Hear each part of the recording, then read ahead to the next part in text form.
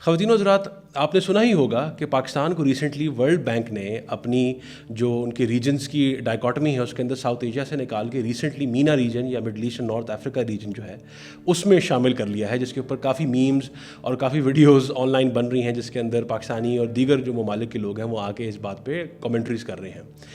इसकी मैं बात बुनियाद रखते हुए मैं आज आपकी तवज्जो एक ऐसी साइड पे लाना चाहूँगा जो पाकिस्तान का एक और सिविलाइजेशन के साथ एक बहुत गहरा ताल्लुक़ है, और वो है टर्किक या तुर्क सिविलाइजेशन के साथ। रिसेंटली आज 21 अप्रैल 2026 को मुग़ल सल्तनत के 500 साल मुकम्मल हो रहे हैं, और फेमसली हम सबको पता ही है कि मुग़ल सल्तनत की बुनियाद ज़हीरुद्दीन बाबर ने रखी थी बैटल ऑफ पानीपत के बाद, जब उन्होंने लोधियों को हराया था। और वो बेसिकली एक ख़ुद तुर्क थे, उनकी जो नस्ल है वो चंगेज़ ख़ान से और अमीर तैमूर से चलती थी। और इस बात का सबूत आपको बहादुर शाह ज़फ़र, जो कि उर्दू के बहुत बड़े शायर भी थे और मुग़लों के आखिरी बादशाह थे, उनके जो इंपीरियल सील या उनकी जो मोहर है उससे मिलती है आपको। अगर आप उस मोहर को देखें तो हम ये भी करेंगे कि आपके लिए लगा दें इस वीडियो के अंदर, मोहर के टॉप के ऊपर अमीर तैमूर आपसे बिल्कुल साफ़ पढ़ा जाता है, उनका शजरा पूरा उसके अंदर लिखा हुआ है। तो वो बेसिकली ये साबित करता है कि हमारा जो रीजन है यहाँ पे जो एक तारीख़ है मुग़ल सल्तनत की, और इसके साथ साथ जो दीगर तुर्क सल्तनतें रह चुकी हैं, तुर्क शाही से ये मामला शुरू हुआ था, जो कि एक एथनिकली टर्क बादशाह थी, लेकिन वो उनका जो मज़हब था वो बुद्धिज़्म था, और उस वक्त के टोरे एक तुर्कों का कानून का क्या कहते हैं सिलसिला होता था, वो उसको फॉलो किया करते थे।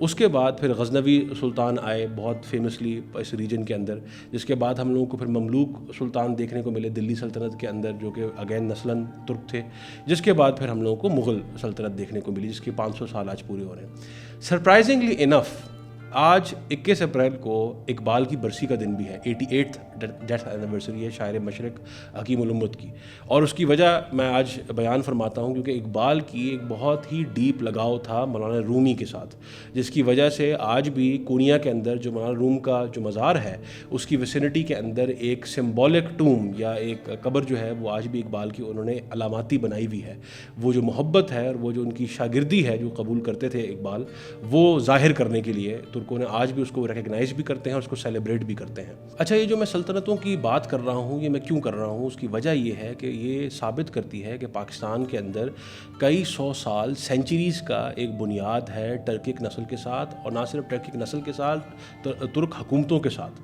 और उसकी एक और वजह ये भी है कि पाकिस्तान के अंदर जो बाद में इस्लाम आया, जो सूफ़ी ऑर्डर्स आए, जो हनफी फ़िक़्ह आज पूरे बरसग़ीर के अंदर ज़्यादातर फॉलो की जाती है मुसलमानों से, उसके पीछे भी जो सूफिया आए थे इन सल्तनतों के नीचे, चीफ़ अमंग विच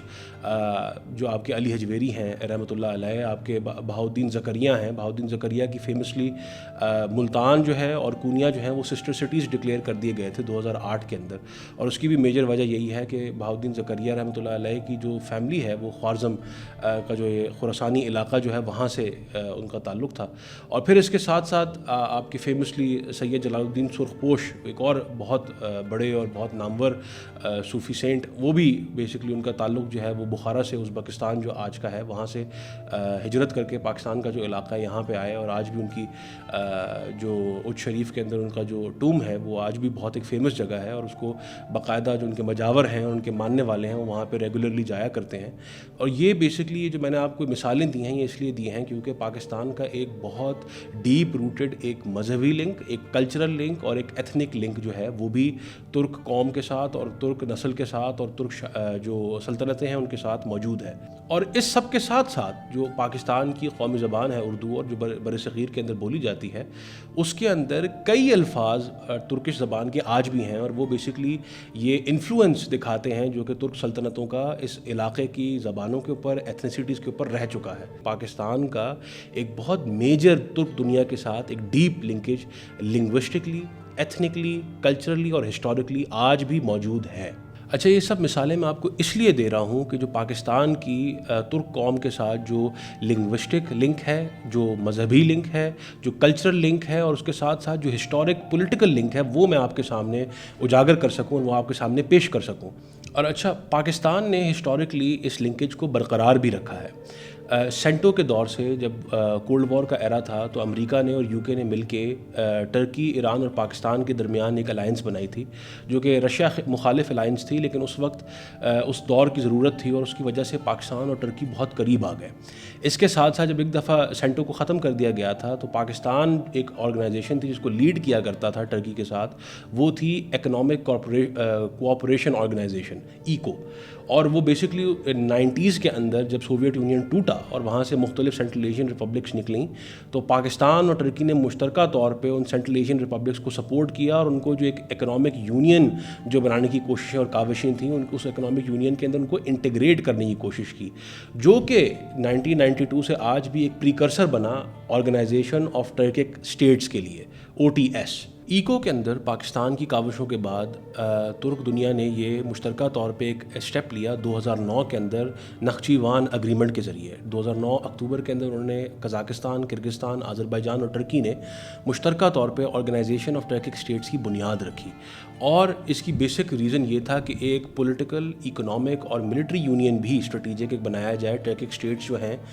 سینٹرل ایشیا کے اندر، ٹرکی اور جو بھی ایسی اسٹیٹس ہیں جن کے اندر ٹرکک ہیریٹیج ہے یا کلچرلی ان کے اندر کوئی ٹرکک ایلیمنٹ ہے، ان کو آپس میں قریب لایا جائے، پولیٹیکلی بھی، اکنامکلی بھی، سوشلی بھی۔ تو اس کی بنیاد رکھی گئی تھی، اور لیٹر آن جو ٹرکک ورلڈ ویژن 2040 کا دیا گیا، اس کے اندر جو اس کا جو پیمانہ تھا اس کو اور وسیع کر کے اس کے اندر اگر کوئی کسی بھی قسم کا آپ کا لنگوسٹک لنک ہے کسی ملک کے ساتھ، ٹرکک کلچر کے ساتھ، یا کوئی ہسٹوریکل لنک ہے، تو ان ملکوں کو بھی اجازت دے دی گئی کہ آپ آبزرور اسٹیٹس کے لیے اپلائی کر سکتے ہیں OTS کے اندر یا آرگنائزیشن آف ٹرکک اسٹیٹس کے لیے اندر۔ اور جس کے بعد ہنگری جیسا ملک جو ہے، یا ترکمانستان جیسے ملک ہو گئے، یا ناردرن سائپرس ہو گیا، انہوں نے آبزرور اسٹیٹس کے لیے اپلائی کیا، اور پھر جو ایک یونین جو اب آہستہ آہستہ ہم لوگوں کو ڈیولپ ہوتا ہوا دکھا ہے پچھلے ایک ڈیکیڈ کے اندر، وہ it started to take shape. اچھا، جو میں نے ہنگری کی آپ کو مثال دی ہے، اب ہنگری ایک یورپین ملک ہے، لیکن کیونکہ وہاں پہ قپچاک ٹرکس ہوا کرتے تھے اور ان کی ایک ایتھنک لنکیج ہے ترکک دنیا کے ساتھ، تو انہوں نے آبزرور اسٹیٹس کے لیے اپلائی کیا اور وہ اس یونین کا باقاعدہ حصہ بن گئے۔ یہ پاکستان کے لیے ایک بہت میجر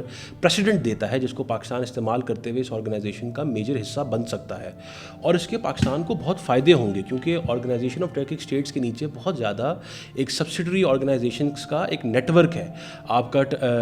ٹرکک اسٹیٹس کا پارلیمنٹری آرگنائزیشن ہے، ٹرکک اسٹیٹس کی کلچرل ہیریٹیج فاؤنڈیشن ہے، ٹرکک انویسٹمنٹ فنڈ ہے، ٹرکک چیمبر آف کامرس ہے، ٹرکک اکیڈمی ہے۔ یہ مثالیں میں آپ کو اس لیے دے رہا ہوں کیونکہ ایک پیرلل اسٹرکچر اور ایک سوچے سمجھے ڈیزائن کے تحت ترکک دنیا کے اندر کریٹ کیا جا رہا ہے، جو کہ آگے جا کے ایک اسٹریٹجک ایسٹ بن جائے گا ہر اس ملک کے لیے جو اس کا حصہ ہو، اور پاکستان کو اس سے الوف نہیں رہنا چاہیے، پاکستان کو اوبلیویس نہیں رہنا چاہیے۔ پاکستان نے 92 کے اندر جب یہ ایکو کی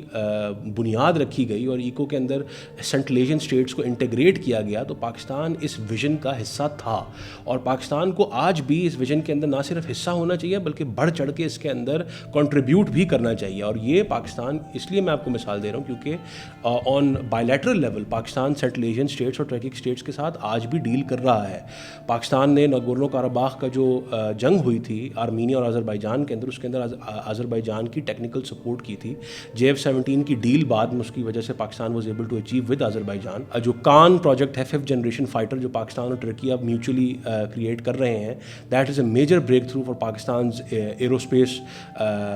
سینٹر۔ اور اس کے ساتھ ساتھ پاکستان جو میجر نیول سائڈ کے اوپر ٹرکی کے ساتھ مل کے کارویٹس جو بابر کلاس کے ہیں ان کو ڈیولپ کر رہا ہے، اور کراچی شپ یارڈ کے اندر ٹیکنالوجی ٹرانسفر بھی کیا جا رہا ہے۔ یہ پاکستان کی جو ملٹری پوسچر ہے اور جو نیول پوسچر ہے آگے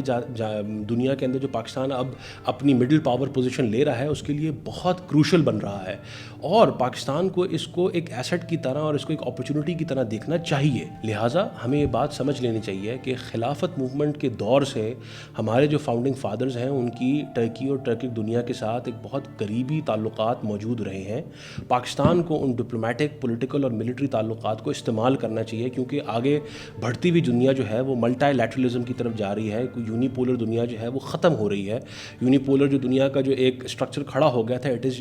ڈکلائننگ. تو وہ ملک کامیاب رہیں گے جن کی بائیلیٹرل اور آرگنائزیشنز جو مختلف دیگر اب کھڑی ہو چکی ہیں ان کے تحت مختلف کنٹریز کے ساتھ یا مختلف الائنسز کے اندر وہ بڑھ چڑھ کے حصہ لے رہے ہوں. اور پاکستان کے لیے یہ ایک میجر اسٹریٹجک ایسٹ ہے جس سے پاکستان ابھی تک اس کے اندر انٹرنٹ نہیں ہو سکا, اور پاکستانی گورنمنٹ کو اس کے اوپر اسٹیپس بہرحال اٹھانے چاہیے, کیونکہ کرنٹ گورنمنٹ کے تحت ہماری سینٹرل ایشین اسٹیٹس کے ساتھ بہت زیادہ اچھے تعلقات ہو چکے ہیں, and Pakistan should capitalise on this opportunity.